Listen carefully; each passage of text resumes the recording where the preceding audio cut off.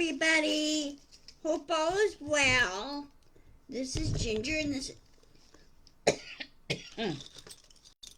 sorry, Ginger's Church. If I could talk. Ginger's Chat Show. Originally today I was supposed to go to this fire safety meeting, but it's over in the other building, and I'm still not feeling too good. I slept on my neck wrong this morning, so I'm not feeling too good there. So, um, the throes of getting older. Anyway, we're discussing.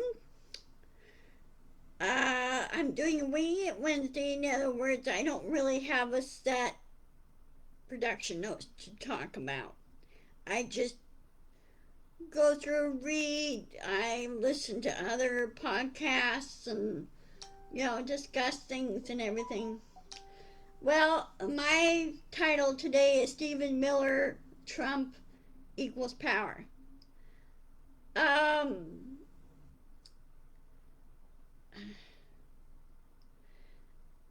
think Stephen Miller is running the whole thing. Trump is just doing what he's told to do. And Trump is not doing critical thinking. He's not thinking for himself. And of course, of his narcissism, he's not self-aware. He doesn't do proper decisions. Let's put it this way. He makes very poor decisions. And Stephen Miller makes poor decisions because he doesn't really know how everything works. Okay? Like this morning, was listening to Pharaoh Unbalanced, his podcast, which is very good, by the way. You should listen to him. He said that the chief of staff reminded Trump, well, what about she brought up the topic of the $2,000 tariff checks, which we know, you and I know full well is not coming. Those are not coming. He just dangled a carrot out there and then yanked it back, so to speak. And Trump got confused because he thought, oh, did I? When did I do that? In other words, his dementia is getting worse. Well, with dementia and they're put on a lot of stress, it gets worse and it gets worse and gets worse. And, and I think this dementia started kicking in around 2016, which is 10 years ago. So he may not, Trump may not live through this term. Well, Vance is too chicken to grow a spine and say, look, he's not fit to run now. He's not fit to guide the government. And I kind of wonder if Stephen Miller didn't put something on him like blackmail, that type of thing. And Trump probably did blackmail too when he was lucid.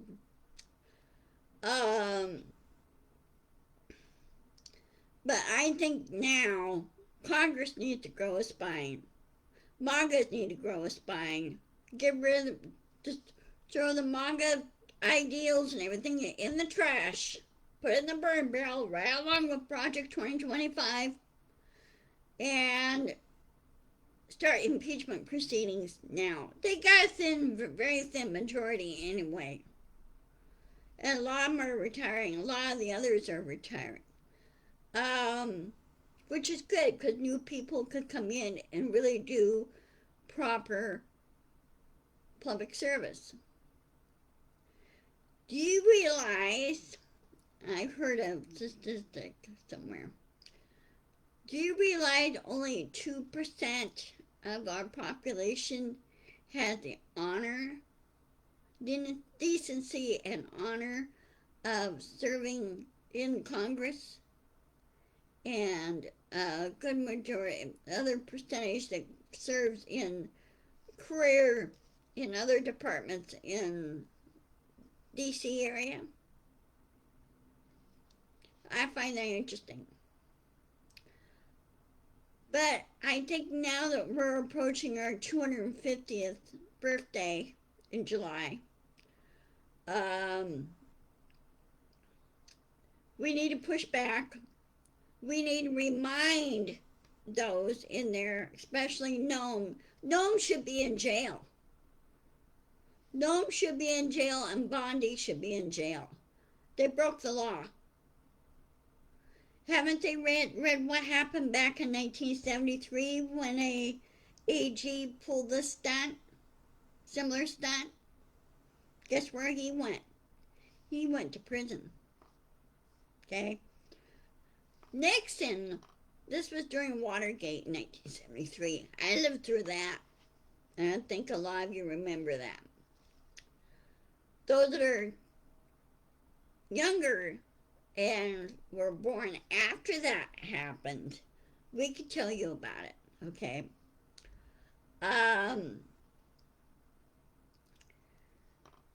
Nixon got smart enough. He consulted his advisors, consulted everything else, and yes, he admitted he broke in the Democratic headquarters in D.C. Watergate.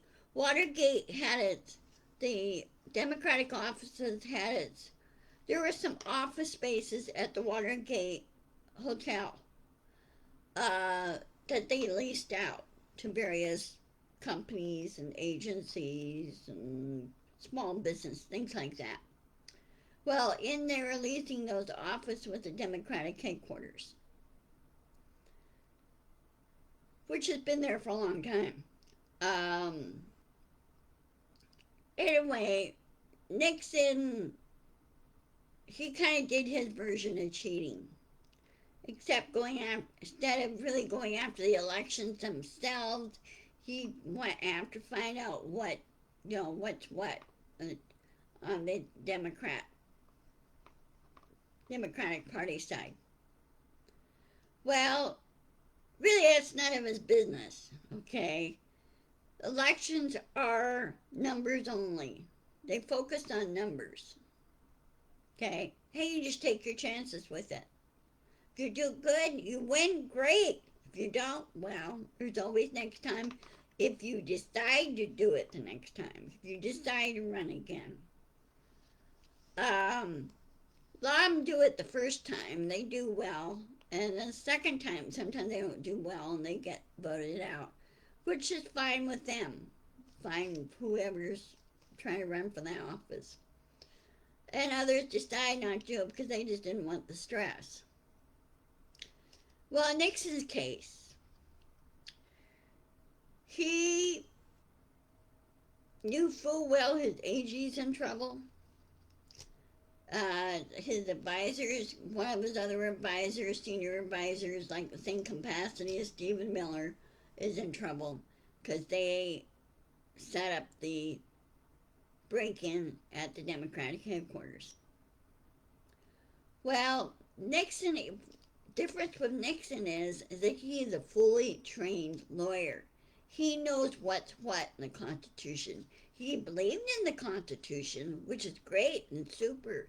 I mean, he ran the country okay, except just when in 1973,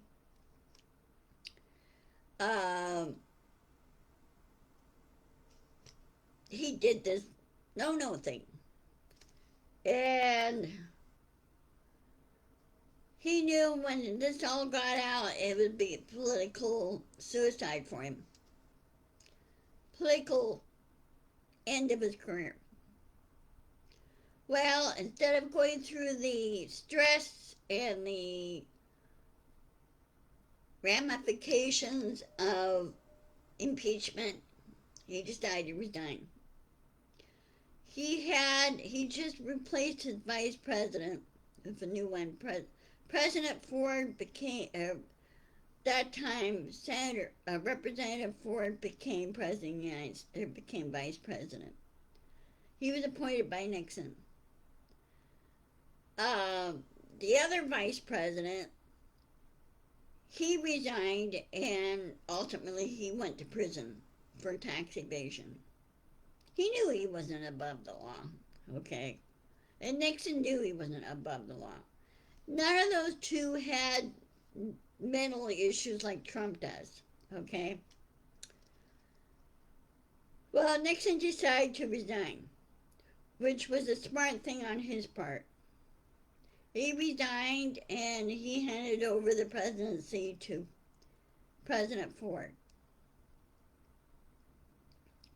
Well, of course, I was so busy with school at the time, and I was going through high school. Um, by 1970, well, 74 to 75 time frame, things were kind of muddled then. Um, but I knew the AG was in trouble.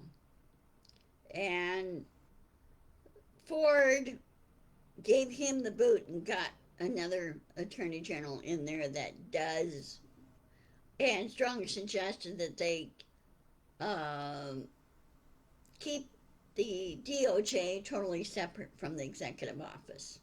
Sure that they, it's part of it and everything, but totally separate. They don't answer the president and everything else.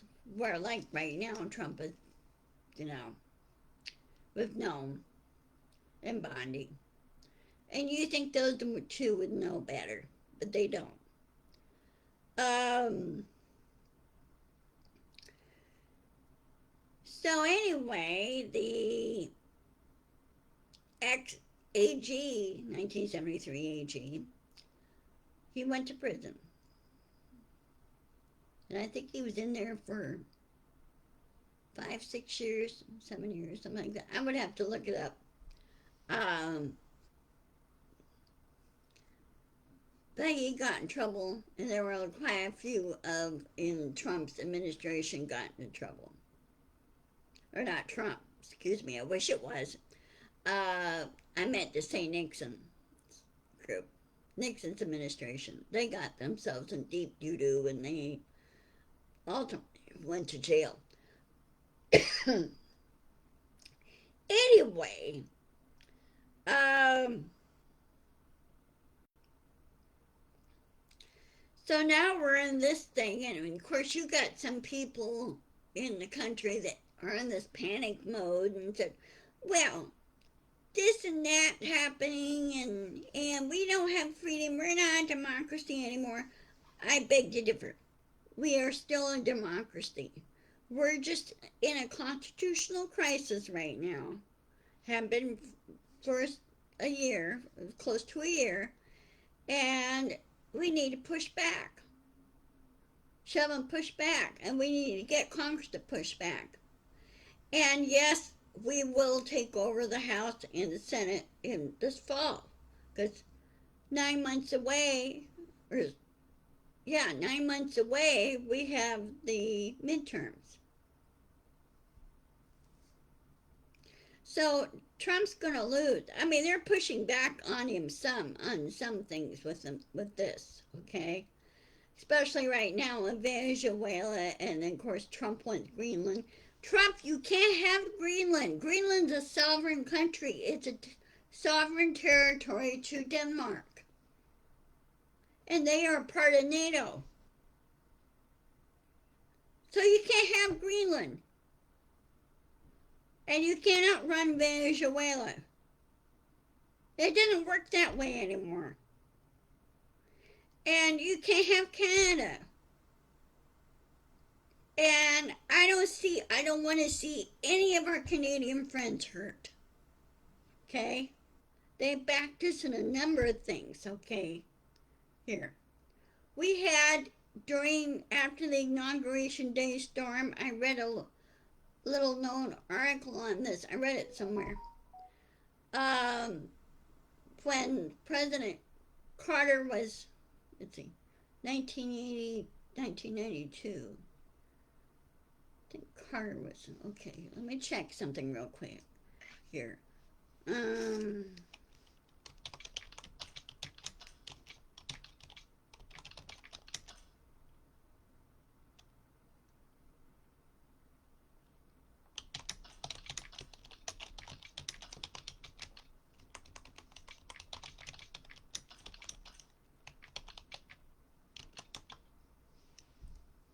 Okay. Um, President Clinton became president after that, during the 1992. Um, George H.W. Bush was president at the time. Um, but when Clinton came into um, the office, we had one a real nasty windstorm hit here in 1992 time frame. It was around January, about around this time. Okay, around it hit January 20th. Night it came in at 19th and then early morning through the day, January 20th. Real high winds. Okay, and it did a lot of damage. Well, Clinton heard about it, and on his way over to being sworn in, he asked, "How are the people of Washington State doing? I heard they have a real nasty windstorm hit their area." It was left over of a typhoon. Well, what they call it, typhoon there, but leftover hurricane. It came in from the east, or came in from the west, excuse me. And he said, "What do they need?" That was the first thing he said. What do they need? Well, after he was sworn in and prior to his speech, of course, we were out of power, so weren't able to watch the uh, inauguration when we got home. It took us about 4 hours to get home from work. It was that bad. Okay. Um, so he gave an order to FEMA to, hey, get some people and equipment and everything out there to help Western Washington. Well, Canada, they sent a crew down here from British Columbia to help with the power lines and everything else, and especially up the north part of Washington State. Uh, that was the first thing they did was they called down here and say, "Hey, what do you guys need?" And they sent a crew down here. They sent two. I think they sent like two power crews, and because we were the town of Roy, we were basically pretty hard hit. There were trees and power poles down everywhere, and it was a little hard to get around. I did not go to work for the next 2 days because the roads were blocked. We were able to get in somewhat. They created a temporary way of getting in. We came in down the road on the other side of us and then came up to our place the back way. The other road on the other side of us was covered by trees and power poles and you name it. But that's what President Clinton did. He just made sure that we were safe. See, all the presidents that I lived under, they worried about the people. They worried about the Constitution, them promoting good policy that helps everybody, not just a select few. In Trump's case, he was a narcissist. Of course, he's a narcissist, and he should be in a padded cell in a mental hospital for criminally insane. That's where he belongs. Okay? And yes, he has dementia issues, and he's showing that a lot. So, and Levitt, and Carol Levitt, start telling the truth. Okay? The more you lie, the more you get yourself into a deeper hole. And Trump gets into a deeper hole. And Stephen Miller gets him into a deeper hole. So anyway, we need to push back. Push hard. And ICE. I would like to see ICE banned. I want them banned. I don't want them around because they're not needed. Okay? Our local, state, and local police departments could do just fine. We have specialized units, which is SWAT. Okay? But they follow the Constitution like everybody else.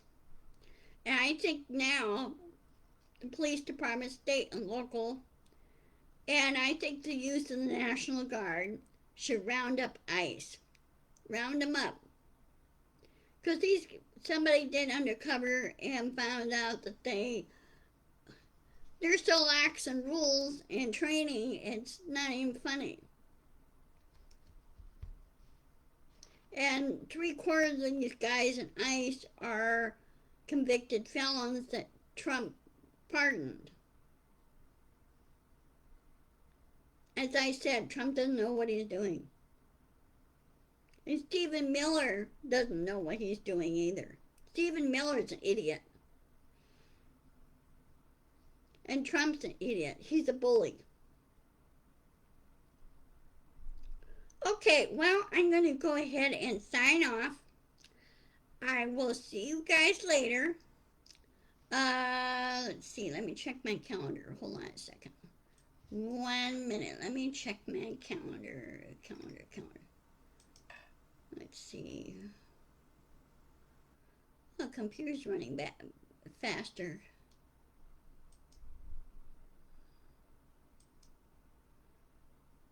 Oh, come on. Do they change that again?